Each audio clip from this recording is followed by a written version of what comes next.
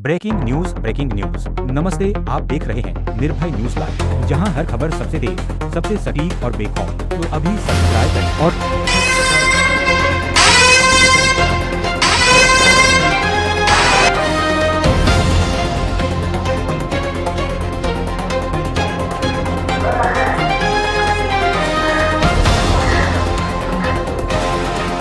अनिल डांगे, निर्भय न्यूज लाईव्हसाठी. शिरूर तालुक्यातील गुन्हेगारी जगतात सध्या एकच चर्चा आहे आणि ती म्हणजे पोलिसांचा वाढलेला दबदबा. मग ते 21 कोटीचे ड्रग्ज रॅकेट उद्ध्वस्त करणे असो, बेकायदेशीर पिस्तुलांची जप्ती असो, किंवा मिनी मोक्का अंतर्गत गुन्हेगारी टोळ्यांना जी चपराक दिली आहे साहेबांनी ती असो. शिरूर पोलिसांनी गेल्या वर्षभरात गुन्हेगारांचे अक्षरशः धाबेदनान सोडले आहेत. या संपूर्ण कामगिरीचे मुख्य सूत्रधार आणि शिरूर पोलीस ठाण्याचा कडक चेहरा पोलीस निरीक्षक श्री आदरणीय संजयजी केंद्रे साहेब आज आपल्यासोबत आहेत.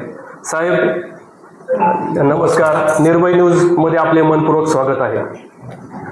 साहेब, काही प्रश्न जनतेच्या मनातील, काही प्रश्न आंदोलनकर्त्याच्या मनातील आणि प्रशासनाची बाजू, या तिन्ही गोष्टीचा ताळमेळ बसवण्यासाठी आम्ही निर्भय न्यूज लाईव्ह या माध्यमातून प्रेक्षकांच्या समोर आपली भूमिका घेऊन जाणार आहोत. तर साहेब, पहिला प्रश्न माझा असा आहे, साहेब 21 कोटीचे MD ड्रग्ज जप्त करणे या भागातील ऐतिहासिक कारवाई ठरली. हे ऑपरेशन राबवताना तुमच्या टीम समोर नेमकी कोणती आव्हाने होते? ह्याच्यामध्ये सर्वात मोठं आव्हान असं होतं की सुरुवातीला जी एक व्यक्ती सापडली होती, शाहबाज शेख, त्याच्याकडून जो मुद्देमाल मिळाला तर त्याची पुढची चेन शोधणं हे मोठं आव्हान होतं. परंतु माननीय पोलीस अधीक्षक यांच्या मार्गदर्शनाखाली LCBची टीम आमच्यासोबत होती आणि आम्ही दोघांच्या संयुक्त विद्यमाने हा तपास करून पुढची चेन आम्ही निष्पन्न केली. आणि त्याच्यामध्ये असं लक्षात आलं की श्यामसुंदर गुजर, जो अहिल्यानगर पोलीस दलात कार्यरत होता, त्यानेच तो मुद्देमाल कक्षातून सदरचा मुद्देमाल चोरी करून या ठिकाणी त्याच्या सहकार्याने विक्रीसाठी दिला होता आणि तो आपल्याला सापडला होता. तपासामध्ये टप्प्याटप्प्याने आपण तो सर्व मुद्देमाल जप्त केला. त्याचे सर्व सॅम्पल आपण CA पाठवले आणि सर्व सॅम्पल आपले पॉझिटिव्ह येऊन आपण सबळ पुराव्यानिशी त्याच्याविरुद्ध चार्जशीट पाठवलं.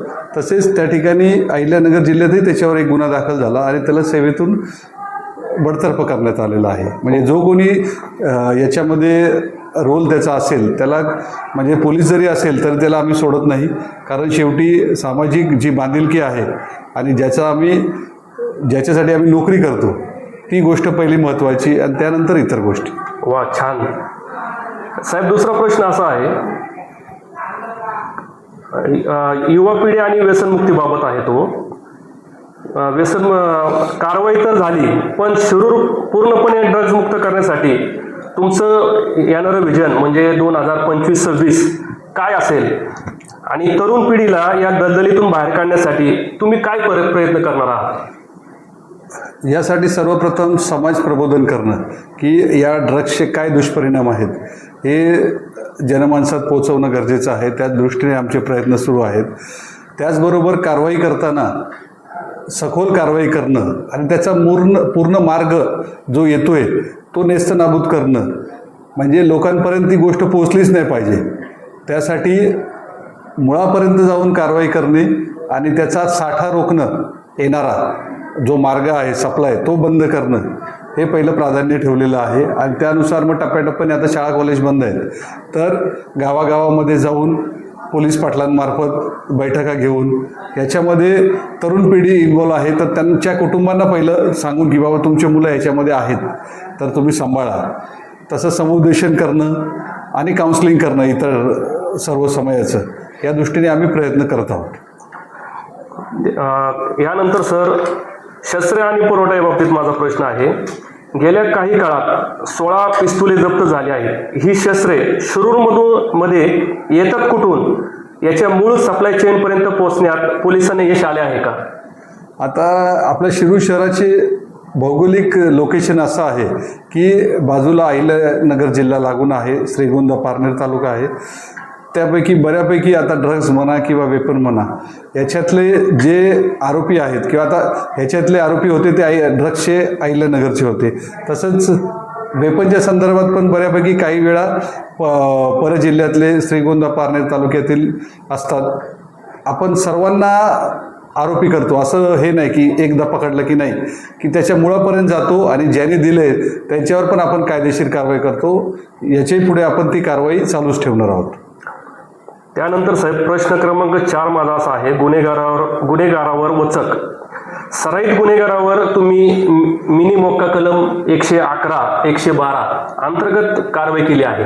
बरोबर. या कारवाईनंतर गुन्हेगारीच्या आलेखात आणि गुन्हेगाराच्या मानसिकतेत काय बदल जाणवत आहेत साहेब आपल्याला? 100% याच्यामध्ये फरक पडतो. गुन्हेगाराच्या मानसिकतेमध्ये आपण जी प्रतिबंधक कारवाई करतो किंवा 111, 112ची कारवाई करतो, MPD आहे, तडीपार आहे, त्याच्यामुळे गुन्हेगारांचं मनोबल कमी होतं, त्याचा डाऊनफॉल चालू होतो. MPDA असं आहे की आपण 7 MPDA केलेत आपल्या कार्यकाळामध्ये, तर त्याचा इम्पॅक्ट हा सर्व आता तुम्ही जर पाहाल तर शिरूर शहरामध्ये सामूहिक जी गुन्हेगारी आहे त्याच्यामध्ये भरपूर पूर्वीपेक्षा घट झालेली आहे. इतर जे गुन्हे आहेत सर्व प्रकारचे गुन्हे त्याच्यामध्ये पण घट झालेले आहे. हे प्रभावी प्रतिबंधक कारवाई जे विजन आहे आमच्या SP साहेबांचं, त्याच्यामुळे बऱ्यापैकी गुन्हेगारी नियंत्रणात आलेली आहे आणि जरब बसलेली आहे. आणि भविष्यात अशाच प्रकारची प्रतिबंधक कारवाई करून आम्ही सर्व कायदा सुव्यवस्था चांगली ठेवण्याचा प्रयत्न करत आहोत. साहेब आमचा प्रश्न क्रमांक 5 आहे वाहतूक आणि शिस्तबाबतचा. बुलेट सायलेन्सरवर रोड रोलर फिरवण्याचा तुमचा पॅटर्न पुणे जिल्ह्यात चर्चेला राहिला. तरीही काही तरुण अजूनही नियम मोडतात. अशा हुल्लडबाजांना सरळ करण्यासाठी पोलिसांचा पुढचा दंडुका कसा चालणार आहे? वाहतूक नियमनासंदर्भात जे नियम मोडले जातात, सरासरी दिवसाला 30 ते 35 हजार रुपये दंडात्मक कारवाई केली जाते. परंतु दंडात्मक कारवाई करून पण काही फरक पडत नाही. त्याच्यामुळे मागील 1 आठवड्यापासून आपण अशी काही वाहने असेल ती सर्वच्या सर्व पोलीस स्टेशनला आणतो. उदाहरणार्थ विदाऊट नंबर प्लेट असेल, काळ्या काचा असतील, आपण काळ्या काचा स्वतः काढतो, तसेच नंबर प्लेट पण स्वतः बसवून देतो आणि त्यांच्यावर कारवाई करतो. आणि जर लहान मुलं कोणी असतील तर त्यांच्या घरच्यांनाही कळवतो. असं प्रबोधन भरपूर झालेलं आहे, तरी पण काही त्याच्यात फरक पडत नसल्यामुळे आता अशा पद्धतीची कारवाई आपण चालू केलेली आहे. प्रश्न क्रमांक 6 साहेब तडीपारी आणि नियंत्रण याबाबत आहे. 16 जणांना तडीपार करणे ही मोठी संख्या आहे. हे तडीपार गुन्हेगार छुप्या मार्गाने पुन्हा हद्दीत येतात का? यावर तुमची वाच सिस्टीम कशी लक्ष ठेवते? याच्यामध्ये माननीय पोलीस अधीक्षक साहेबांचं एक म्हणजे गुन्हेगारांवर नियंत्रण आणण्यासाठी गुन्हेगार दत्तक योजना ही अंमलात आणलेली आहे. ती सर्व अंमलदारांना जेवढे आपल्याकडे लिस्टमध्ये गुन्हेगार आहेत ते सगळे वाटून दिलेले आहेत. ते वेळच्या वेळी त्याला भेट देतात, त्याची चौकशी करतात. याद्वारे त्याच्यावर वॉच ठेवण्याचं प्रयोजन माननीय पोलीस अधीक्षक साहेबांनी आमच्यामार्फत केलेलं आहे आणि ते आम्ही प्रयत्न त्यांचा 100% सुरू आहे त्याबद्दल आमचं. प्रश्न उत्तरात जरी मी एक तो प्रश्न आणला नसेल तरी एक जनतेच्या ज्या सध्या भावना आहेत त्या अनुषंगाने तो प्रश्न आहे की आपल्या शिरूर शिरूर शहर आणि परिसरातील बऱ्याचशा अल्पवयीन मुली बेपत्ता होतात, महिला बेपत्ता होतात. त्यातल्या त्यात शिरूर पोलीस स्टेशनची कामगिरी आम्ही कायम पाहतो. तर अक्षरशः आपल्या शिरूर पोलीस स्टेशनचे कर्मचाऱ्यांनी किंवा आपल्या मार्गदर्शनाखाली असेल मुंबईसारख्या ठिकाणी, वर्धा इतर ठिकाणून त्या जे कोणी अल्पवयीन जे बेपत्ता झालेले आहेत यांना तुम्ही परत त्यांच्या घरच्यांकडे सुपूर्द केले किंवा काही योग्य ती कारवाई केली. आता जी सध्या समाजामध्ये जी मानसिकता चालू आहे की अनेक प्रकारचे आपण पाहतो की 2 धर्मामधला गोंधळ असेल, याबाबत आपलं काय मत आहे? आणि आपण अल्पवयीन तरुण मुली त्यांचे पालक यांना काय संदेश द्याल या बाबतीत? सर्वप्रथम महिला सुरक्षितता हे पोलीस दलाचं पहिलं प्राधान्य आहे. आपल्याकडे महिला मिसिंग असतील किंवा लहान बालके किंवा मुली जर गेल्या ते घर सोडून तर आपण त्याचा गुन्हा दाखल करतो. तर त्यापैकी आपण 90% गुन्ह्याची उकल केलेली आहे आणि त्या सर्व मुलींना किंवा मुलांना सुखरूप त्यांच्या आईवडिलांच्याकडे हँडओव्हर केलेलं आहे.